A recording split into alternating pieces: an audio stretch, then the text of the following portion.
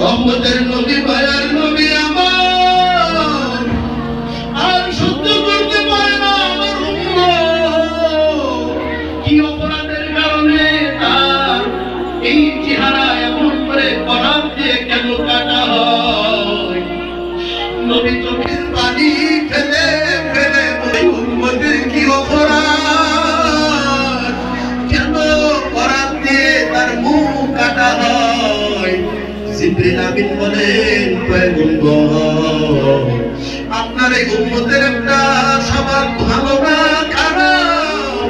আপনার এই উম্মত দুনিয়ায় থাকা অবস্থায় মিথ্যা কথা বলেছে।